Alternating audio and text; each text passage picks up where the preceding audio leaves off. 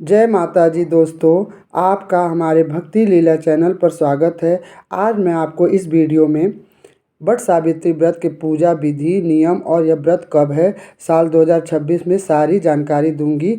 आशा करती हूँ कि आपको यह वीडियो पसंद आएगी। अगर पसंद आती है तो कमेंट सेक्शन में ओम नमः शिवाय या हरे कृष्णा दोस्तों ज़रूर लिखिएगा। अगर वीडियो अच्छी लगे तो लाइक, शेयर और कमेंट कीजिएगा और बेल आइकन को प्रेस कर लीजिएगा ताकि ऐसे ही अच्छी जानकारी आपको मिलती रहे। तो आज आपको बताने जा रही हूँ साल 2026 में वट सावित्री व्रत 16 मई दिन शनिवार को पड़ रही है।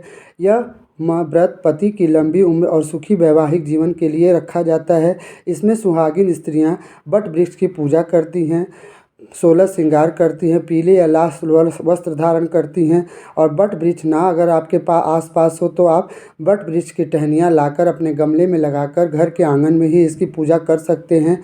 इसमें वट सावित्री व्रत जो होता है उसमें वट के पेड़ पर कच्चा धागा लपेटकर 7 या 21 बार परिक्रमा की जाती है। जैसे हम सोमावती अमावस्या का व्रत करते हैं तो उसमें हम पीपल के पेड़ में कच्चा सूता लपेटकर और परिक्रमा लगाते हैं, उसी तरह से वट सावित्री व्रत का भी नियम होता है। इसमें पूजा की विधि यह है कि ब्रह्म मुहूर्त में उठकर स्नान करें, लाल और या पीले वस्त्र पहनकर 16 श्रृंगार करें। इसमें सावित्री और सत्यवान की तस्वीरें, मूर्ति, जल, रोली, मौली, अक्षत, धूप, दीप, नैवेद्य, मिठाई से और भीगे चने से इनका भोग तैयार करें। वट वृक्ष की पूजा के पास जाएं या घर के वट वृक्ष की टहनी या चित्र का उपयोग करें।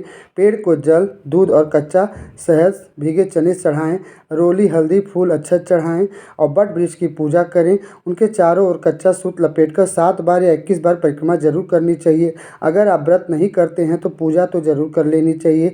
फिर उसके बाद कथा करें और इसका आरती करें धूप दीप जलाकर और बड़ों का आशीर्वाद प्राप्त करें।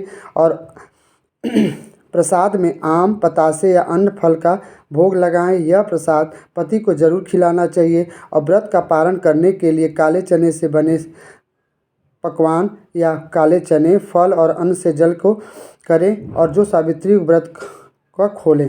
इसके महत्वपूर्ण यह नियम है कि इसमें लाल या पीले वस्त्र, चूड़ी, श्रृंगार ही धारण किए जाते हैं। इसमें सिर को ढककर ही पूजा करनी चाहिए जब तक हम पूजा करते हैं और मुख दिशा इसके पूर्व दिशा की ओर होकर ही पूजा करनी चाहिए। और प्रसाद में सिंघाड़े के आटे से बने पकवान, चना, पूरी, पुए, मीठी पूड़ियाँ आदि का ही भोग लगाया जाता है।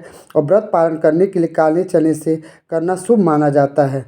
और इस प्रकार से यह वीडियो यहीं पे है और हम इसका व्रत कथा सुनाने जा रहे हैं। आप ध्यानपूर्वक सुनिएगा अगर अच्छी लगे तो। यह कथा सावित्री और सत्यवान के विवाह पर आधारित है। यह महाभारत काल से उस पौराणिक कथाओं पर ही आश्रित है। इस तरह से है, ध्यान से सुनिए। सावित्री एक राजकुमारी से ने सत्यवान नामक वनवासी राजकुमार से विवाह किया जो एक अंधे राजा के पुत्र थे और जिन्हें एक साधु ने 1 वर्ष के भीतर मृत्यु का श्राप दिया था। जब सत्यवान ने श्राप का अंतिम दिन आया तो सावित्री ने व्रत रखा। सत्यवान जंगल से लकड़ी काटने गए और वट वृक्ष के नीचे ही गिर पड़े। सावित्री ने उनके सिर को अपनी गोद में रखकर उनका सिरहाने किया और यमराज को आते देखा। यमराज सत्यवान के प्राणों को लेकर जाने लगे तो सावित्री उनके पीछे चलने लगी और सावित्री की निष्ठा और पतिव्रता धर्म से प्रसन्न होकर यमराज ने उन्हें वरदान मांगने को कहा।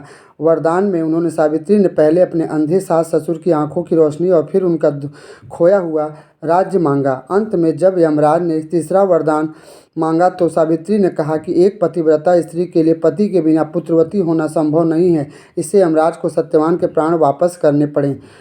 सावित्री वट के वृक्ष के पास लौटी और परिक्रमा की और सत्यवान जीवित हो उठे। तभी से यह वट वृक्ष की पूजा होती है क्योंकि इससे त्रिदेव ब्रह्मा, विष्णु और महेश का वास माना जाता है। इस प्रकार से वट सावित्री व्रत कथा होती है और सभी स्त्रियों को यह व्रत करना चाहिए। यह पति की लंबी उम्र, वैवाहिक जीवन को सुख समृद्धि बनाने के लिए होता है। धन्यवाद। जय माता जी।